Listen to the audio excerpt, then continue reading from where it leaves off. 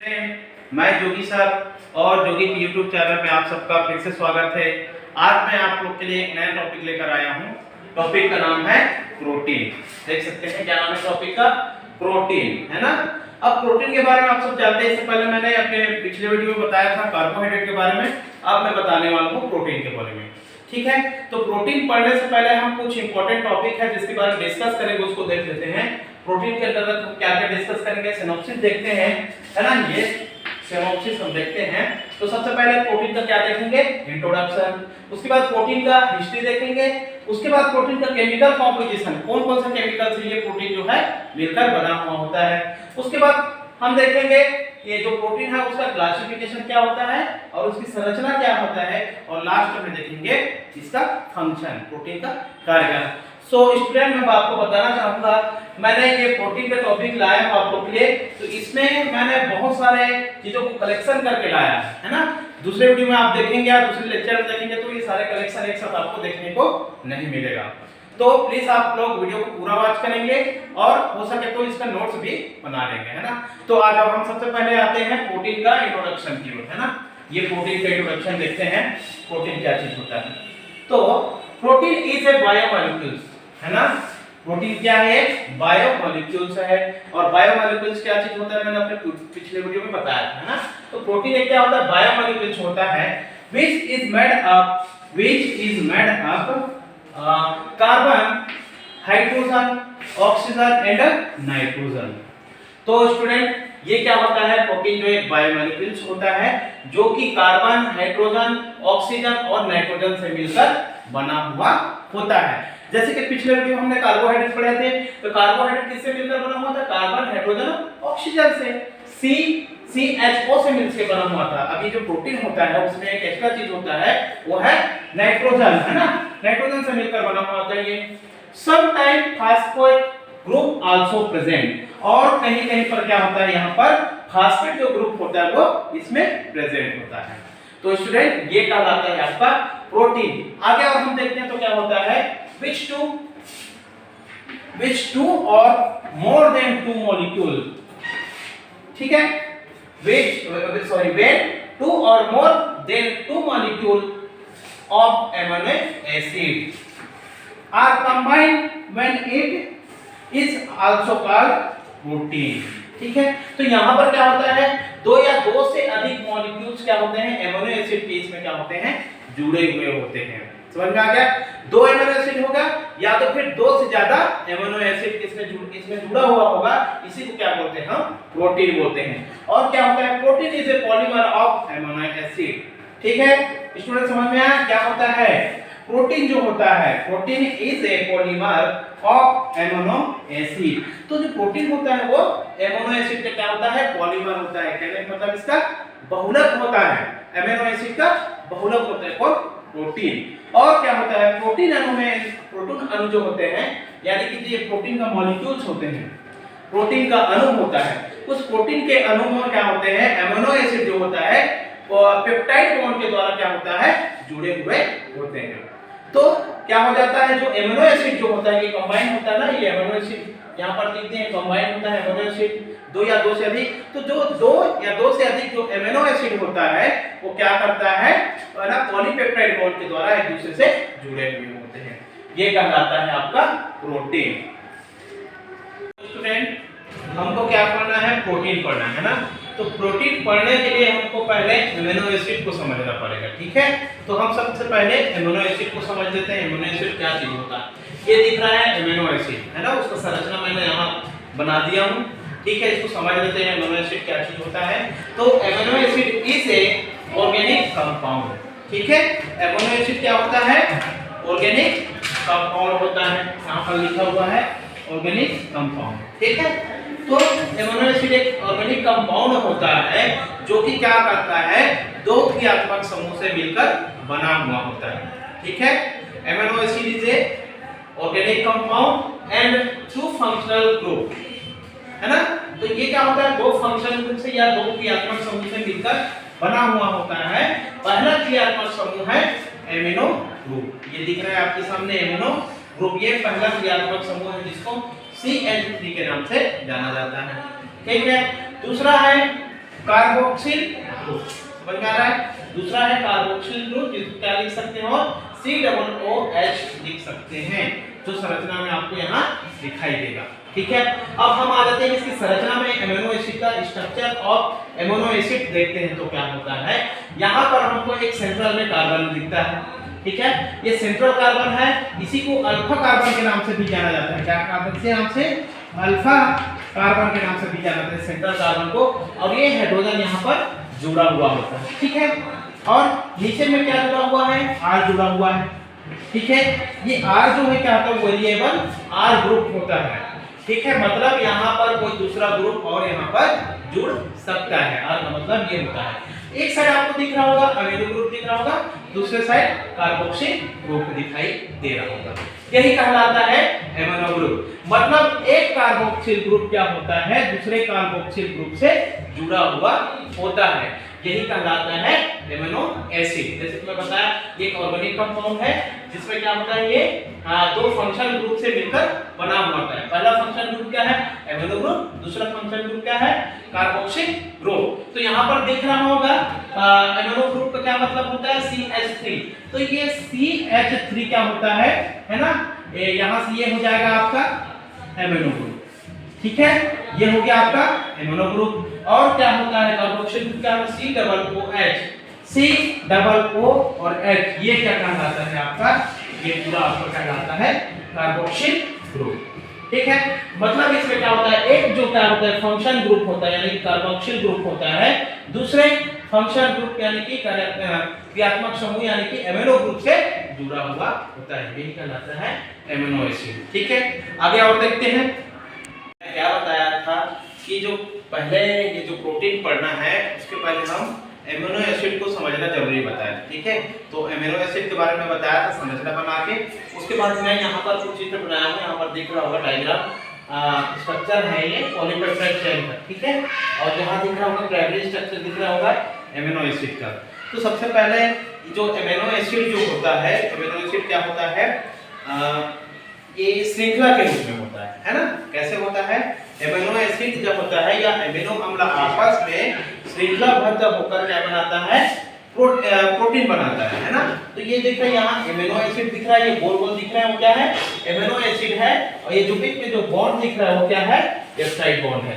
तो ये amino acid आपस में क्या हो जाते हैं, एक चेन बनाते हैं, और चेन बनाते हैं उसी को क्या बोलते हैं, प्रोटीन बोलते हैं। ठीक है, तो यहाँ पर देखो ऊपर में लिखा हुआ है ये चेन ऑफ एमिनो एसिड, ये एमिनो एसिड का जो चेन बना है, ठीक है, वो क्या कहलाता है, पेप्टाइड कहलाता है ना। और यही क्या कहलाता है, फाइनली प्रोटीन कहलाता है। समझ में आ गया।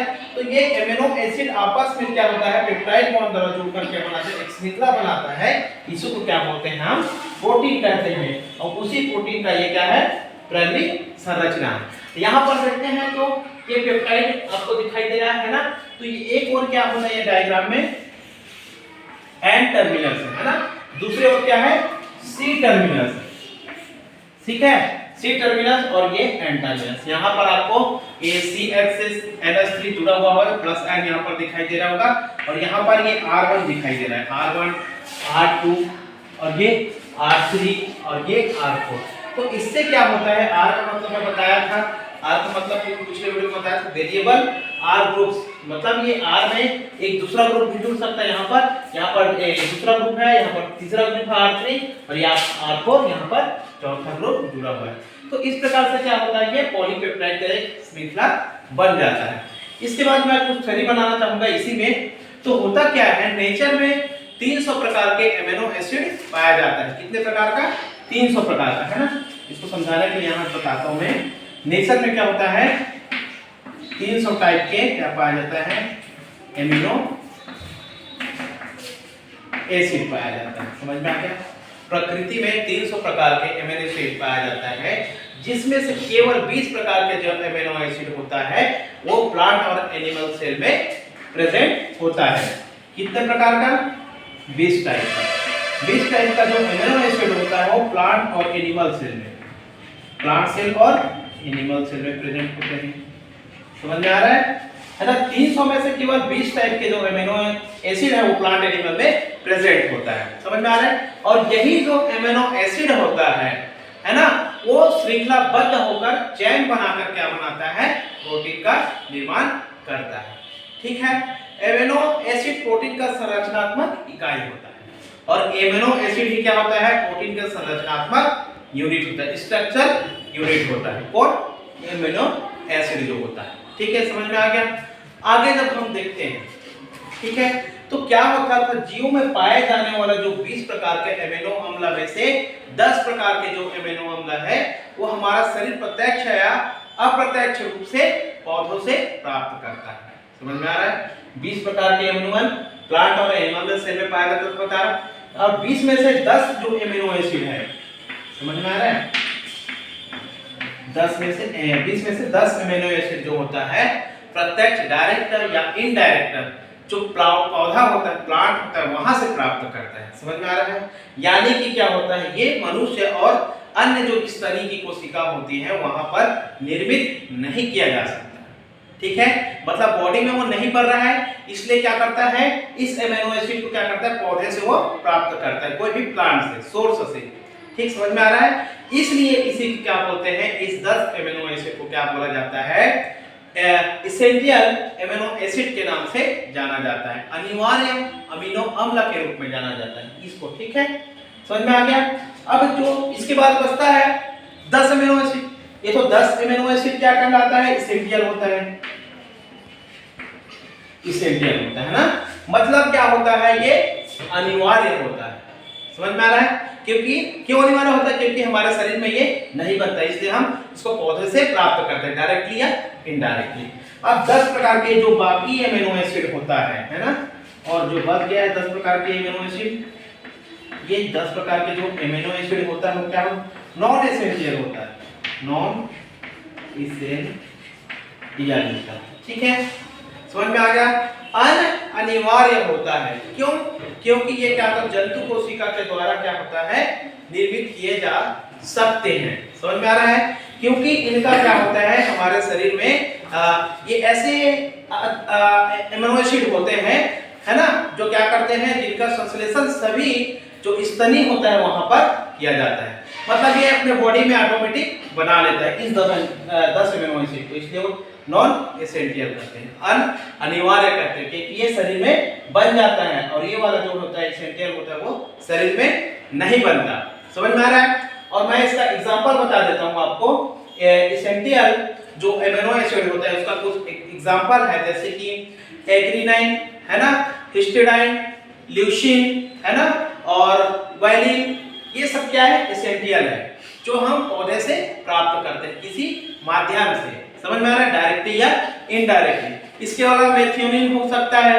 समझ में, थ्रियोनिन हो सकता है, समझ में आ रहा है, एसेंशियल एसिटिक एसिड। उसके बाद जो होता है नॉन एसिटिक एसिड, जो हमारे बॉडी में बनता है, समझ में आ रहा है, जो अनिवार्य होता है, जैसे कि एनेलाइन हो गया, एस्पेरेजिन हो गया, ठीक है, सिस्टीन हो गया, ग्लूटामिक एसिड हो गया, सेरिन हो गया, थायरोसिन हो गया, ये सब क्या होता है, नॉन एसिटिक एसिड होता है, ठीक है। इसके बाद मैं कुछ और चीज बताना चाहूंगा, जैसे कि बैक्टीरियल सेल, यहाँ पर देख लेते हैं क्या होगा यहाँ पर, जैसे कि बैक्टीरियल सेल में, बैक्टीरियल सेल, है ना, ये जो बैक्टीरियल सेल होता है ना, बैक्टीरियल सेल में 1000 से 2000 टाइप्स के प्रोटीन प्रेजेंट होते हैं, 1000 से 2000, समझ में आ गया, 2000 क्या होते हैं, प्रोटीन प्रेजेंट होते हैं, इसमें बैक्टीरियल सेल है। उसके बाद क्या होता है, आपका मैमल्स हो गया, स्तनी होते हैं, है ना, मैमल्स होता है, मैमल्स में क्या होता है, 1000 टाइप्स के प्रोटीन प्रेजेंट होते हैं, 1000 टाइप्स के क्या होते हैं, प्रोटीन प्रेजेंट होते हैं, समझ में आ गया। इसके अलावा और क्या होता है, जो ह्यूमन होते हैं, है ना, मानव में, ह्यूमन में क्या होते हैं, ह्यूमन में आपका 50,000 से अधिक क्या हो सकता है, यहाँ पर 50,000 से, ठीक है, 50,000 से अधिक क्या होता है, यहाँ पर प्रोटीन प्रेजेंट होता है, ठीक है, समझ में आ गया यहाँ तक सबको, है ना। तो इसके बाद हम आगे देखेंगे, ये तो हो गया टोटली प्रोटीन का क्या हो गया इंट्रोडक्शन, है ना। ये इंट्रोडक्शन यहाँ पर खत्म होता है। प्रोटीन का इंट्रोडक्शन बताया, इंट्रोडक्शन के बाद हम अमीनो एसिड के बारे में समझे, अमीनो एसिड क्या चीज होता है ना। तो प्रोटीन हमको पूरी तरह से समझ में आता है ना। अब हम आगे पढ़ेंगे इसका हिस्ट्री। क्या पढ़ेंगे? हिस्ट्री, प्रोटीन का हिस्ट्री। जैसे मैंने बताया इंट्रोडक्शन देख लिए क्या चीज होता है, इंट्रोडक्शन में अमीनो एसिड वगैरह देखे, ठीक है। उसके बाद देखते हैं हिस्ट्री, यानी कि प्रोटीन का इतिहास में आते हैं हम। तो हिस्ट्री देखते हैं इसका हिस्ट्री। तो प्रोटीन क्या होता है? जो जीवधारी होता है उसके शरीर में एक घटक के रूप में होता है, ठीक है, एक कंपोनेंट के रूप में होता है। समझ में आ गया? और इसका खोज किसने किया था? प्रोटीन का जो खोज किसने किया? मुल्डर ने किया था। किसने? मुल्डर ने इसका क्या किया? खोज किया। और इसका नाम किसने दिया प्रोटीन का? बर्जेलियस नामक एक साइंटिस्ट है, उसने इसका नाम दिया। किसका? प्रोटीन का। खोज किसने किया? उसका मुल्डर ने किया, लेकिन उसका नाम किसने दिया? बर्जेलियस ने दिया। कब दिया? और 1838 में, ठीक है, 1838 में। 1838 में बर्जेलियस ने क्या किया? प्रोटीन का नाम दिया। और इसका खोज किसने किया था? मुल्डर ने किया था। ये होता है इसका इतिहास, है ना, हिस्ट्री। अब हम आते हैं केमिकल कंपोजिशन की ओर। इसमें केमिकल कंपोजिशन, ये मतलब जो रासायनिक संगठन होते हैं इसके, है ना, मतलब प्रोटीन किन किन चीजों से मिलकर बना हुआ होता है केमिकली, है ना। तो उसको देखते हैं। तो क्या होता है केमिकल कंपोजिशन की बात करते हैं हम। तो ये क्या होता है, जो प्रोटीन जो होता है ना, कार्बन, हाइड्रोजन, ऑक्सीजन और नाइट्रोजन से मिलकर बना हुआ होता है। इससे पहले हम क्या पढ़े थे? कार्बोहाइड्रेट पढ़े थे। कार्बोहाइड्रेट जो होता है कार्बन, हाइड्रोजन और ऑक्सीजन से मिलकर बना हुआ होता था। और इसमें क्या होता है प्रोटीन में, है ना, नाइट्रोजन और जुड़ जाता है। समझ में आ गया, है ना, नाइट्रोजन जुड़ जाता है। तो लगभग 16, 18, 19% नाइट्रोजन इसमें होता है। और कभी कभी इससे सल्फर भी जुड़ा हुआ होता है, ठीक है। सल्फर क्या होता है? कभी कभी कुछ मात्रा में सल्फर भी इसमें दिखाई देगा आपको, है ना, कुछ मात्रा में। समझ में, यानी कि 3%, 4%, 0.4 या 0.3%, ठीक है, सल्फर भी दिखाई देगा। तो देख रहे थे कितने कितने परसेंट में क्या होता है। कार्बन की बात करते हैं, ये कार्बन का, तो 50 से लगभग 55% तक क्या होता है इसके कार्बन प्रेजेंट होते हैं। हाइड्रोजन जो होता है 6 से 7.5% तक क्या होता है इसमें हाइड्रोजन प्रेजेंट होते हैं। और ऑक्सीजन जो होता है ना, 19 से 24% तक हाइड्रोजन इसमें प्रेजेंट है, ऑक्सीजन होता है, सॉरी, ठीक है। ऑक्सीजन जो होता है 19 से 24% तक होता है। और नाइट्रोजन की बात करते हैं, यही नाइट्रोजन की, तो ये क्या होता है 13 से 19% क्या होता है नाइट्रोजन होता है। और ये जो नाइट्रोजन जो होता है वो इसेंशियल और कंपोनेंट ऑफ प्रोटीन के रूप में होता है। समझ में आ रहा है? इसेंशियल कंपोनेंट ऑफ प्रोटीन के रूप में होता है। मतलब क्या होता है? ये इसेंशियल मतलब अनिवार्य होता है। समझ में आ गया? मतलब कार्बन, हाइड्रोजन और ऑक्सीजन के साथ जो नाइट्रोजन जो होता है इसेंशियल कंपोनेंट के रूप में होगा, मतलब ये अनिवार्य होगा किसमें? प्रोटीन में। समझ में आ गया? तब जाके क्या होगा इसका केमिकल कंपोजिशन बनेगा और ये प्रोटीन कंप्लीट होगा, जब सारी चीज जब मिल जाएगा तब, ठीक है। तो ये हो गया इसका केमिकल कंपोजिशन। ठीक, वाले हैं क्लासिफिकेशन ऑफ प्रोटीन। ये क्लासिफिकेशन ऑफ प्रोटीन, ये आगे का टॉपिक। ये हम इंट्रोडक्शन पढ़ लिए, हिस्ट्री पढ़ लिए, केमिकल कंपोजिशन पढ़ लिए और अभी पढ़ने वाले हैं क्लासिफिकेशन, है ना। तो क्लासिफिकेशन ऑफ प्रोटीन देखते हैं, प्रोटीन का वर्गीकरण देखते हैं। तो 3 टाइप्स ऑफ क्लासिफिकेशन हम पढ़ेंगे। कितने टाइप का? 3 टाइप का क्लासिफिकेशन हम पढ़ेंगे, है ना। तो सबसे पहले जो क्लासिफिकेशन है उसको देख लेते हैं। On the basis of shape of molecules, ठीक है। जो अणु होते हैं उनके आकृति के आधार पर, मॉलिक्यूल्स के जो शेप होते हैं उनके आधार पर जो क्लासिफिकेशन देखेंगे। तो ये 2 टाइप के होते हैं, है ना। ये कितने टाइप के होते हैं? 2 टाइप के होते हैं। ये जो होते हैं 2 टाइप के होते हैं। पहला टाइप है फाइब्रस प्रोटीन और दूसरा है ग्लोब्यूलर प्रोटीन। ठीक, समझ में आ गया? ये किसके बेस पे है? शेप ऑफ मॉलिक्यूल्स के बेस पे 2 टाइप के देखेंगे, फाइब्रस प्रोटीन और ग्लोब्यूलर प्रोटीन, है ना। दूसरा टाइप देखेंगे on the basis of solubility, मतलब विलेयता के आधार पर जो प्रोटीन है उसका क्लासिफिकेशन कितने प्रकार का होगा, है ना। तो विलेयता के आधार पर क्या होता है? ये 3 टाइप के होते हैं। कितने टाइप के होते हैं? विलेयता के आधार पर ये 3 टाइप के होते हैं, है ना। पहला क्या है? सिंपल प्रोटीन, दूसरा है कंजुगेटेड प्रोटीन, तीसरा है डेरिवेटेड प्रोटीन। समझ में आ गया? ये 3 टाइप के पढ़ेंगे।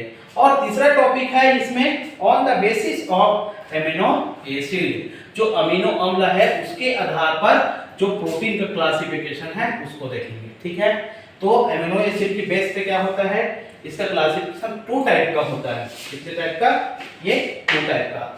पहला है एसेंशियल प्रोटीन, दूसरा है नॉन एसेंशियल प्रोटीन। एसेंशियल का मतलब होता है अनिवार्य प्रोटीन, नॉन एसेंशियल का मतलब होता है अनिवार्य प्रोटीन, जिसके बारे में मैंने पहले भी बता दिया था, फिर भी इसको क्लासिफिकेशन में एक बार देखेंगे। ठीक है, तो ये सारे प्रोटीन को हम जो क्लासिफिकेशन उसको एक एक करके देख सकते हैं। तो सबसे पहले हम देखेंगे on the basis of simple on the basis of shape of molecules, molecules के बेस से कितने प्रकार के क्लासिफिकेशन होते हैं प्रोटीन का। तो 2 टाइप का होता है, फाइब्रस और ग्लोब्यूलस, है ना। तो सबसे पहले हम फाइब्रस प्रोटीन को देख लेते हैं। ठीक है, सबसे पहले क्या देख लेंगे, फाइब्रस प्रोटीन को देख लेते हैं। क्या होता है फाइब्रस प्रोटीन, यहाँ पर 2 टाइप का होता है ना। तो फाइब्रस प्रोटीन होता है, फाइब्रस का मतलब ये समझ में आ रहा है कि फाइबर के जैसे होगा। फाइबर समझ में आ रहा है, फाइबर कैसे होता है ना। फाइबर में तलने सिकुड़ने इसकी क्षमता होता है ना। तो फाइब्रस प्रोटीन में क्या होता है, फाइब्रस प्रोटीन में इसमें फैलने और सिकुड़ने का गुण पाया जाता है। फाइब्रस प्रोटीन में क्या होता है, इसमें फैलने व सिकुड़ने, समझ में आ गया। ये दोनों का क्या पाया जाता है, इसमें गुण पाया जाता है, फैलना और सिकुड़ना का इसमें गुण पाया जाता है। इसके बाद ये क्या होता है, पानी में अविलेय होता है। क्या होता है, ये पानी में अविलेय होता है। समझ में आ रहा है, समझ में आ गया। पानी में क्या होता है, ये अविलेय होते हैं। कौन, फाइब्रस जो प्रोटीन होता है, और इन्हें संरचनात्मक प्रोटीन के रूप में भी जाना जाता है, संरचनात्मक प्रोटीन। समझ में आ गया, ये इसके नाम से भी जाना जाता है, संरचनात्मक प्रोटीन के रूप में भी इसको जाना जाता है। और ये क्या करता है, कोशिकाओं एवं ऊतकों को दृढ़ता और अवलंबन और सुरक्षा प्रदान करने का काम करता है। किसको, कोशिका को, है ना। क्या काम करता है, इसका फंक्शन क्या होता है, फंक्शन की बात करते हैं। इसका फंक्शन, फाइब्रस प्रोटीन के फंक्शन की बात करते हैं, तो ये जो सेल होता है, कोशिका होता है ना, कोशिका को क्या प्रदान करता है, ये दृढ़ता, है ना, उसको मजबूती प्रदान करता है, अवलंबन प्रदान करता है और इसको सुरक्षा प्रदान करता है। ठीक है, क्या प्रदान करता है, सुरक्षा प्रदान करता है, अवलंबन, अवलंबन के साथ साथ क्या करता है, इसको दृढ़ता, मजबूती देता है।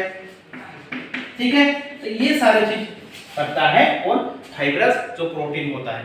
अगर इसके उदाहरण देखते हैं, है ना, एग्जांपल की बात करते हैं, एग्जांपल की बात करते हैं तो क्या हो जाता है, कोलेजन। एग्जांपल की बात करते हैं तो क्या होता है, कोलेजन प्रोटीन हो जाएगा। ठीक है, एक्टिन प्रोटीन हो जाएगा। ठीक, एक्टिन प्रोटीन हो गया एग्जांपल, है ना। एग्जांपल की बात करेंगे तो ये सारे इसका एग्जांपल है। इसके अलावा क्या होता है, नख में ये जो नाखून होता है, जो पंजे होते हैं, पिच्छों होते हैं, पिच्छों के पंख होते हैं, है ना। इसके अलावा जो सींग होते हैं, जानवर का सींग होता है, खुर होता है ना। ये सब में क्या होता है कि एक्टिन के रूप में क्या पाया, एक्टिन के रूप में ये प्रेजेंट होता है। इसके अलावा फाइब्रोनोजिन, है ना, रुधिर प्लाज्मा के जो फाइब्रोनोजिन होता है वहां पर, तथा माइक्रोट्यूब्यूल्स के ट्यूब्यूलिन होता है ना, आदि सभी जगह पर क्या होता है, ये फाइब्रस प्रोटीन प्रेजेंट होते हैं। समझ में आ गया, ये तो हो गया फाइब्रस प्रोटीन, है ना, जो किसका प्रकार है, पहले नंबर का जो क्लासिफिकेशन उसका प्रकार। ठीक है, ये तो हो गया आपका फाइब्रस, है ना। और दूसरा इसका प्रकार है, फाइब्रस के बाद है ग्लोब्यूलर प्रोटीन। दूसरा क्या प्रकार है, ग्लोब्यूलर, ग्लोब्यूलर प्रोटीन। ठीक है, ये ग्लोब्यूलर प्रोटीन क्या चीज होता है देख लेते हैं। ग्लोब्यूलर, ग्लोब्यूलर प्रोटीन, है ना। ग्लोब्यूलर, ये नाम से ही स्पष्ट है, ग्लोब्यूलर प्रोटीन। ग्लोब्यूलर प्रोटीन में क्या होगा, ग्लोब्यूलर प्रोटीन जो होता है वलित होकर, ऐसे वलित होकर क्या बना लेता है, गोलाकार आकृति बना लेता है। क्या बना लेता है, ये गोलाकार आकृति बना लेता है। समझ में आ गया, इसीलिए इसको क्या बोलते हैं, ग्लोब्यूलर प्रोटीन कहते हैं। और ये जो होता है जल में विलय होता है। क्या होता है, जल में विलय होता है। मतलब जल में क्या हो जाता है, ये मिल जाता है, ठीक है ना। और ये जो गोलाकार प्रोटीन जो होते हैं वो क्रियात्मक होते हैं और उपापचयी जो प्रतिक्रियाएं होते हैं उसमें क्या करते हैं, ये भाग लेते हैं, मेटाबॉलिक जो रिएक्शन होते हैं उसमें भाग लेते हैं, ठीक। ये जो दिख रहा है मेटाबॉलिक जो रिएक्शन होते हैं, क्रियाएं होते हैं, ठीक है ना। मेटाबॉलिक के जो क्रियाएं होते हैं, रिएक्शन होते हैं उसमें क्या करते हैं, रोल प्ले करते हैं, भाग लेते हैं। समझ में आ गया, ये काम होता है किसका, ये ग्लोब्यूलर प्रोटीन का, जिससे नाम से स्पष्ट है ग्लोब्यूलर मतलब ये कैसे होते हैं, गोलाकृति के होते हैं। समझ में आ गया। और इसकी उदाहरण की बात करते हैं, एग्जांपल की बात करते हैं, तो रुधिर प्लाज्मा के जो क्या इम्यूनोग्लोब्यूलिसिस होता है ना, वहां पर ये प्रेजेंट होता है। ग्लोब्यूलिन एंड एल्ब्यूमिन्स होता है, वहां पर एंजाइम हो गया, सम हार्मोन्स हो गया। एग्जांपल क्या हो जाएगा इसका, एंजाइम, ठीक है, सम हार्मोन्स, ठीक है, कुछ हार्मोन्स हो जाएंगे, सम ऑफ हार्मोन, ये इसका क्या है, एग्जांपल है। इसके अलावा क्या होगा, हिस्टोन प्रोटीन हो जाएंगे, है ना, हिस्टोन प्रोटीन, ये इनसे एग्जांपल है। इसके अलावा क्या होता है, दाल में जो चीज पाया जाता है, जो दालों में जो प्रोटीन होते हैं, प्रोलोमिन्स होते हैं ना, वो चीज हो जाएगा। अनाज में से ग्लूटेनिन्स पाया जाता है ना, अनाज में क्या पाता है, ग्लूटेनिन्स पाया जाते हैं। ग्लूटेनिन्स अनाज में, यानी कि जैसे कि गेहूं हो गया है ना, तो गेहूं में क्या पाया जाता है, ग्लूटेनिन्स पाया जाता है, ठीक। समझ में आ गया। ये तो हो गया आपका वो फर्स्ट टाइप का जो क्लासिफिकेशन है ना। उसके बाद हम जब आते हैं आगे, फर्स्ट टाइप का जो क्लासिफिकेशन था मॉलिक्यूल्स के बेस में, जिसका दो प्रकार होता है, फाइब्रस प्रोटीन और ग्लोब्यूलर प्रोटीन, है ना, ठीक, जिसके बारे में बता दिए। अब हम दूसरे टाइप की जो क्लासिफिकेशन है उसके बारे में आते हैं। तो अगला टाइप का है on the basis of solubility, है ना, on the basis of solubility, यानी कि सोल्यूबिलिटी मतलब विलेयता के आधार पर, मतलब पानी में जो घुल जाता है, विलय हो जाता है, उसके आधार पर। तो पानी में सोल्यूबिलिटी के आधार पर क्या होता है, प्रोटीन जो है तीन टाइप के होते हैं। सिंपल प्रोटीन होता है, कॉन्जुगेटेड होता है, डेरिवेटेड होता है, तीन टाइप का होता है। समझ में आ गया। अब हम देख लेते हैं सारे प्रोटीन को, एक एक करके देख लेते हैं। समझ में आ रहा है। तो सबसे पहले हम देख लेते हैं सिंपल प्रोटीन। क्या देख लेते हैं, सिंपल प्रोटीन, है ना। सिंपल मतलब सरल प्रोटीन, नाम से स्पष्ट है क्या होते हैं, सरल टाइप के प्रोटीन होते हैं। समझ में आ गया। अब क्या होता है, ये जो सिंपल प्रोटीन होता है, this is the special types of protein. ये क्या है, स्पेशल टाइप के प्रोटीन होते हैं which produce only amino acids during the hydrolysis. समझ में आ रहा है। This is the special types of protein, है ना, ये विशेष प्रकार के प्रोटीन होते हैं और which produce only amino acid during the hydrolysis. जब इसका हाइड्रोलाइसिस करते हैं तो हमको क्या निकल के आता है, अमीनो एसिड मिलता है। ये क्या है, स्पेशल टाइप के प्रोटीन होते हैं ना, स्पेशल टाइप के प्रोटीन होते हैं और जिसका हाइड्रोलाइसिस करते हैं, हाइड्रोलाइसिस करते हैं, हाइड्रोलाइसिस करते हैं तो क्या निकल के आता है, इसमें अमीनो एसिड हमको मिलता है, अमीनो एसिड मिलता है। समझ में आ गया। इसीलिए क्या है, ये सिंपल प्रोटीन होता है। अगर इसकी एग्जांपल की बात करते हैं, हम एग्जांपल की बात करेंगे तो एल्ब्यूमिन, है ना, एग्जांपल देख लेते हैं। एग्जांपल एल्ब्यूमिन, एल्ब्यूमिन, ठीक है। इसके अलावा वो क्या हो जाएगा, ग्लूटेन हो जाएगा, हिस्टोन हो जाएगा, ग्लूटेन, हिस्टोन प्रोटीन का नाम सुने होंगे आप। ये सारे क्या है, इसका एग्जांपल है। समझ में आ गया, समझ में आया कि नहीं आया यहाँ तक। अब हम देख लेते हैं कुछ इसकी चीजों को बता देते हैं, जैसे कि एल्ब्यूमिन क्या चीज होता है ना। ये एल्ब्यूमिन क्या चीज होता है ना।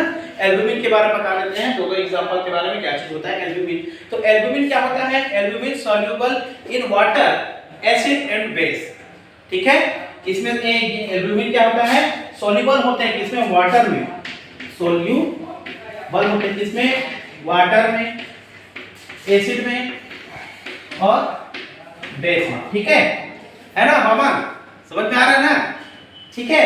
क्या होता है, सॉल्युबल होते हैं, सॉल्युबिलिटी के आधार पर हम पढ़ रहे हैं, इसलिए बता रहे हैं भाई कि ये सॉल्युबल होता है किसमें, वाटर, एसिड और बेस में। ठीक, समझ में आ रहा है गौरी जी। है ना? तो समझ में आ गया। जैसे कि एल्ब्यूमिन की बात कर रहे हैं, एक में क्या एल्ब्यूमिन जो होता है वाटर में सॉल्युबल होते हैं, एसिड में और बेस में। फॉर एग्जांपल क्या हो जाएगा इसका, एल्ब्यूमिन का एग्जांपल क्या हो जाएगा, एल्ब्यूमिन, है ना? और एक एल्ब्यूमिन जिसको बोलते हैं, है ना? एल्ब्यूमिन किसमें होगा, एक एल्ब्यूमिन होगा ना भाई, एक एल्ब्यूमिन, इसके अलावा एक एल्ब्यूमिन होता है सीरम एल्ब्यूमिन, जो मरीज होता है उसके सैंपल निकाला जाता है, सीरम एल्ब्यूमिन, है ना? सीरम एल्ब्यूमिन, ठीक है। क्या हो जाएगा यहाँ पर, सीरम एल्ब्यूमिन, सीरम, है ना? ये सीरम एल्ब्यूमिन, ठीक है। ये क्या हो जाएगा, एल्ब्यूमिन का एग्जांपल हो गया। दूसरा हम देख लेते हैं, किसके बारे में देख लेते हैं, दूसरा ग्लूटेन के बारे में, ग्लूटेन के बारे में, है ना? ये ग्लूटेन के बारे में देख लेते हैं। ग्लूटेन क्या चीज होता है, तो ग्लूटेन जो होता है is soluble in water but it is soluble in acid and base, है ना? तो ये ग्लूटेन क्या होता है, it is insoluble in water, है ना? वाटर में क्या होता है, ये अविलय होते हैं, बट एसिड और बेस में क्या होते हैं, ये सोल्युबल होते हैं। समझ में आ गया, है ना?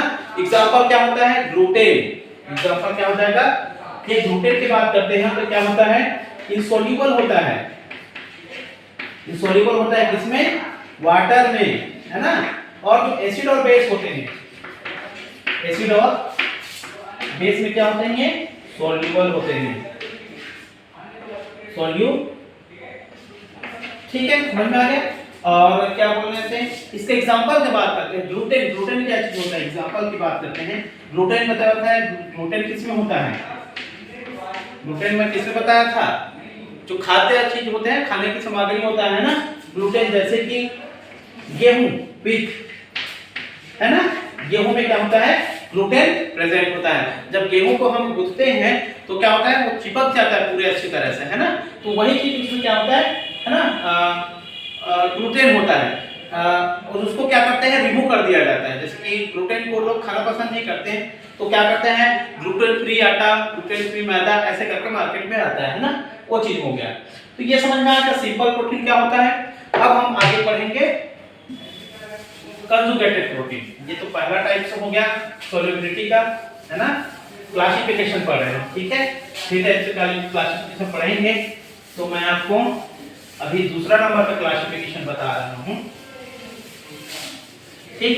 तो सोल्युबिलिटी के अंदर हम पढ़ेंगे, पहला सिंपल प्रोटीन पढ़िए, दूसरा पढ़ेंगे हम कंजुगेटेड प्रोटीन। सोल्युबिलिटी के अंदर दूसरा पढ़ेंगे कंजुगेटेड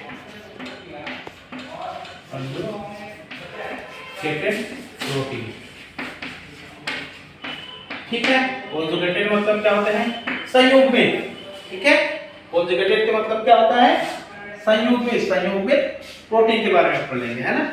संयुग्मित प्रोटीन क्या होता है, ठीक है। तो देख लेते हैं कंजुगेटेड प्रोटीन क्या चीज होता है। This is the special types of protein, है ना? ये कंजुगेटेड प्रोटीन क्या होता है, स्पेशल टाइप्स के प्रोटीन होते हैं which is made of different amino acid. समझ पा रहा है कि एक स्पेशल टाइप्स के प्रोटीन होते हैं, लेकिन क्या होते हैं, इसमें डिफरेंट टाइप के अमीनो एसिड भी जुड़ा हुआ होता है। समझ में आ गया। And they also have some additional properties, है ना? तो ये एक प्रकार के क्या है, स्पेशल टाइप्स के प्रोटीन है, कंजुगेटेड प्रोटीन होता है, जिसमें एक क्या होता है, एक अदर प्रॉपर्टी जो होता है अमीनो एसिड, वो इसमें जुड़ा हुआ होता है। एग्जांपल की बात करते हैं कंजुगेटेड प्रोटीन का, है ना? एग्जांपल की बात करते हैं, सब इसके एग्जांपल देख लेते हैं। तो इसके एग्जांपल की बात करते हैं, न्यूक्लियोप्रोटीन, फास्फोप्रोटीन, है ना? क्या हो जाएगा, न्यूक्लियोप्रोटीन,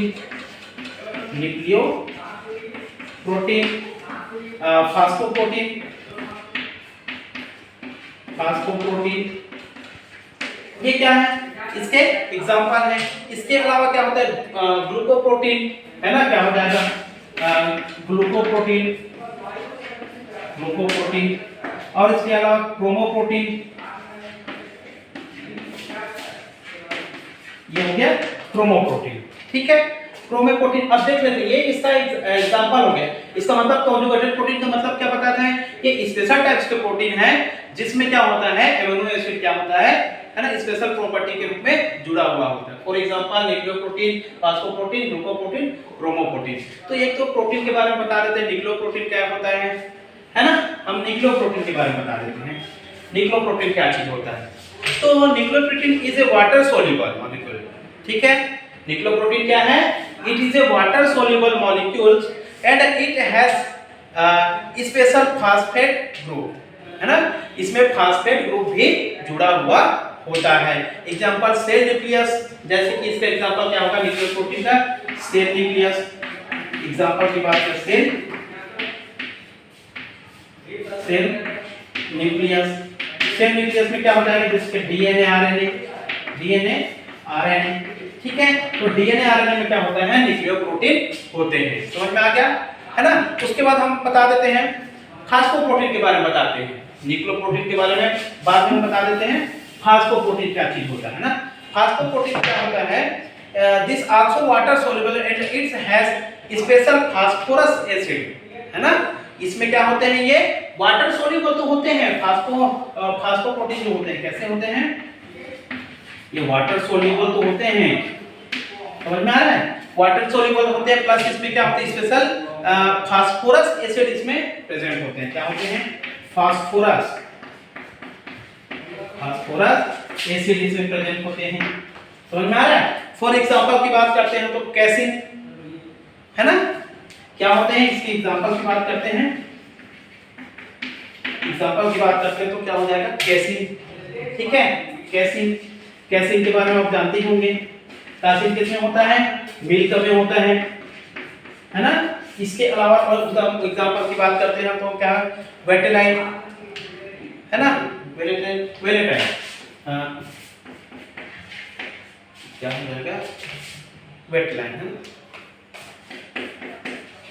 ये किसमें होता है, आपका एग में, है ना, एग में प्रेजेंट होता है, एग में। ये हो गया इसका एग्जांपल, समझ में आ गया। और दूसरा और हम बताना चाहेंगे, इसके अलावा दो एग्जांपल तो बता दिया एग्जांपल के बारे में, तीसरा और बताना चाहेंगे तो हम इसको बता देते हैं, क्रोमोप्रोटीन को बता देते हैं, ठीक है। इसका क्रोमोप्रोटीन को, क्रोमो मतलब क्या होता है, ये कलर से संबंधित है ना। क्रोमोप्रोटीन किससे संबंधित है, कलर से, है ना। तो इसमें क्या होता है, this types of protein has special types के पेरोल ग्रुप होते हैं, है ना। This types of protein has special payroll group, है ना। ये क्या होता है, पेरोल ग्रुप होता है, पेरोल ग्रुप होते हैं, ठीक है। क्या होता है इसमें, फॉर एग्जांपल पेरोल ग्रुप का मतलब क्या होता है, कलरफुल ग्रुप, है ना। क्या होता है, कलरफुल ग्रुप, ठीक है। किसी कलर को हम पानी में डालते हैं, लाल कलर को, तो लाल कलर ही, है ना, दिखाएगा। जैसे कि एग्जांपल कलरफुल में, जैसे कि हीमोग्लोबिन, एग्जांपल क्या हो जाएगा, एग्जांपल हीमोग्लोबिन, ठीक है। हीमोग्लोबिन तो कलरफुल होता है ना भाई, रेड कलर का होता है। ये तो हो गया आपका दूसरा टाइप का कॉन्जुगेटेड प्रोटीन, है ना। समझ में आ कि नहीं आया, ठीक। एक जो होता है क्या होता है आपका, ये तो हो गया कॉन्जुगेटेड हो गया, है ना। और तीसरा क्या होता है आपका, तीसरा क्या बताया था, एमिनो एसिड, है ना। ये तो हो गया दूसरा टाइप का, ठीक है, सोल्युबिलिटी के साथ कॉन्जुगेटेड। अब तीसरा हम देख लेते हैं, तीसरा जो देखते हैं, on the basis of amino acid, amino acid. Amino acid के बेस पे कितने प्रकार का होता है, ये जो क्लासिफिकेशन होता है, on the basis of amino acid, ठीक है। ये एमिनो एसिड, तो एमिनो एसिड के बेस पे क्या होता है, टू टाइप का होता है, बताया था। पहला जो होता है इसेंशियल प्रोटीन, ये इसेंशियल प्रोटीन, है ना। इसेंशियल प्रोटीन में देख लेते हैं तो क्या होता है, इसेंशियल प्रोटीन जो होता है हम देख लेते हैं। This the special types of protein which can not synthesize by body, है ना। ये क्या होता है ना, बॉडी में सिंथेसाइज नहीं होता है। This the special types of protein which can not synthesize by body, मतलब ये क्या होता है, बॉडी में नहीं बनता है। This types of protein can obtain bye food, है ना, this types of protein can obtain bye food. कहां से लेते हैं हम इसको? फूड से लेते हैं। ये बॉडी में क्या होता है? नहीं बनता है, बता रहा हूं ना, ये बॉडी में क्या होता है? नहीं बनता। समझ में आ रहा है? नहीं बनता है, ठीक है। इसलिए क्या होता है? एसेंशियल प्रोटीन होता है। और इसको हमको कहां से प्राप्त करते हैं? फूड से प्राप्त करते हैं, पौधे से प्राप्त करते हैं। समझ में आया? For example egg albumin, example की बात करते हैं तो एग एल्ब्यूमिन, एग एल्ब्यूमिन, ठीक है। एग एल्ब्यूमिन हम अंडा खाते हैं, है, अंडा में प्रोटीन होता है, तो प्रोटीन हम कहां से ले रहे हैं? एग एल्ब्यूमिन को अंडे से ले रहे हैं ना, तो एक सोर्स होगा, वो एक माध्यम हुआ जिसको हम दूसरी चीज से, खाना से ले रहे हैं, फूड से। एग क्या है? अंडा क्या है? खाना है। और इसी अंडा से हम एग एल्ब्यूमिन लेते हैं, यानी कि प्रोटीन के रूप में लेते हैं। तो यही और एसेंशियल पोर्शन क्या होता है जो हमारे बॉडी में नहीं बनता, जिसका जरूरत को पूर्ति करने के लिए हम खाना का उपयोग करते हैं, जैसे कि एग एल्ब्यूमिन। इसके अलावा होता है कैसिन, कैसिन, कैसिन प्रोटीन बोलते हैं ना, कैसिन प्रोटीन है। कैसिन प्रोटीन किसमें होता है? मिल्क में होता है ना भाई। तो मिल्क से हम क्या करते हैं? कैसिन प्रोटीन को अपने शरीर में प्राप्त करते हैं। समझ में आ गया? ये तो हो गया एसेंशियल प्रोटीन, है ना, समझ में आ गया। अब देखते हैं हम नॉन एसेंशियल प्रोटीन, समझ में आ गया। दूसरा जो है वो है non essential protein, non essential protein, ठीक है। नॉन एसेंशियल प्रोटीन देख लेते हैं तो क्या होता है। नॉन एसेंशियल प्रोटीन क्या होता है? तो दिस टाइप्स ऑफ प्रोटीन, है ना, नॉन एसेंशियल प्रोटीन की बात कर रहे हैं, है ना। This types of protein can synthesize by body, है ना। तो ये क्या होता है? बॉडी में सिंथेसाइज होता है। क्या होता है? बॉडी में सिंथेसाइज होता है, ठीक है। ये बॉडी में क्या होता है? ऑटोमेटिक बनते रहता है, जैसे कि पेप्सिन, है ना। और एग्जांपल क्या है? पेप्सिन, एग्जांपल की बात करते हैं। पेप्सिन, पेप्सिन क्या है? प्रोटीन है ना। तो ये जो पेप्सिन होता है वो क्या होता है? बॉडी में बनते रहता है। कहां पर बनता है? ये जो है डाइजेस्टिव प्रोटीन जो होता है ना, उसी के रूप में होता है डाइजेस्टिव। ये क्या है? डाइजेस्टिव प्रोटीन है। समझ में आ रहा है? कौन? पेप्सिन। ये क्या होता है? बॉडी में ऑटोमेटिकली सिंथेसाइज होता है, क्योंकि ये क्या है? नॉन एसेंशियल प्रोटीन है। समझ में आ गया? कि यहाँ पर मैं बता दिया आपको क्लासिफिकेशन के बारे में। कितना क्लासिफिकेशन? प्रोटीन का क्लासिफिकेशन 3 टाइप का क्लासिफिकेशन होता है ना। बता दिया मैं तीनों प्रकार का क्लासिफिकेशन के बारे में, ठीक, समझ में आ गया। एक तो अमीनो एसिड के बेस बता दिया, सॉल्युबिलिटी के बेस बता दिया, है ना। एक तो जो है इसके जो मॉलिक्यूल्स होता है उसके बेस पर बता दिया, ठीक है। क्लासिफिकेशन तक बता दिए, यहाँ पर इंट्रोडक्शन बताया, हिस्ट्री बताया, केमिकल कॉम्पोजिशन बताया और क्लासिफिकेशन बताया, 3 टाइप का, है ना। ये है प्रोटीन का पार्ट 1 का लेक्चर, ठीक है। और इसके स्ट्रक्चर और फंक्शन को हम प्रोटीन के जो सेकंड लेक्चर आएगा पार्ट 2 उसमें देखेंगे। तो बच्चों आप सबको ये मेरा वीडियो जो है पसंद आया होगा प्रोटीन का, तो आप वीडियो को पूरा वॉच करेंगे और जो इस चैनल में नए हैं प्लीज चैनल को सब्सक्राइब करेंगे, शेयर करेंगे और पूरा वॉच करेंगे, ठीक है। Thank you.